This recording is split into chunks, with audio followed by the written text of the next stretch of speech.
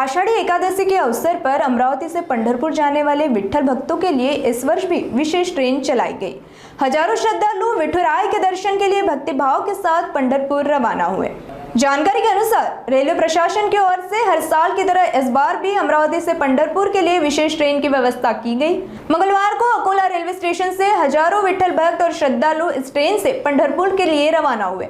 इस दौरान पूर्व सांसद नवनीत राणा और विधायक रवि राणा ने हरी झंडी दिखाकर ट्रेन को रवाना किया। श्रद्धालुओं के लिए फराल की भी व्यवस्था की गई थी। इस मौके पर राणा दंपति ने भगवान विट्ठल से राज्य में अच्छी बारिश, किसानों की खुशहाली और सभी के जीवन में सुख समृद्धि की प्रार्थना की। आषाढ़ी वारी के उत्साह के बीच अमरावती रेलवे स्टेशन पर भक्ति का माहौल देखने को मिला। बाबाची एवढी कृपा आहे की वाऱ्या सुरू झाल्या, दर्शनाला सगळे वारकरी निघाल्या आणि वारकरीचे सगळ्यांच्या रूपामध्ये विठ्ठोबा सगळ्यांनी पाहिलेला आणि नेहमी आम्ही दरवर्षी याचप्रमाणे त्यांचे दर्शन घ्यायला येतो। पण वारकरी जेव्हा निघाल्या वारीला आज पाऊस सुद्धा सुरू झाला।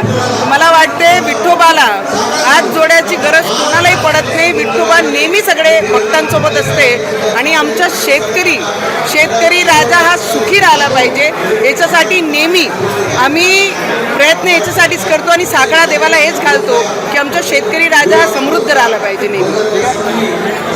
जे आज सगळ्यांच्या डोळ्यामध्ये सगळ्यांच्या मनामध्ये आमचा शेतकरी राजा हा सुखी समृद्ध राहिला पाहिजे आणि जी विदर्भातून जी वारी निघालेली आहे, जे वारकरी निघाले पंढरपूरला, त्या वारकऱ्याच्या डोळ्यामध्ये पण स्वप्न आहे की आमच्या विदर्भामध्ये पाऊस आला पाहिजे। आमच्या विदर्भातला शेतकरी सोयाबीन, तूर, मूग, संत्रा, मोठ्या प्रमाणात कापूस हा विदर्भामध्ये होते। या पिकाला मोठ्या प्रमाणात चांगला भाव मिळाला पाहिजे, चांगलं उत्पन्न झालं पाहिजे शेतकऱ्याला आणि शेतकरी दिवसांदिवस जो खचत चाललेला आहे त्याला चांगलं बळ मिळाला पाहिजे।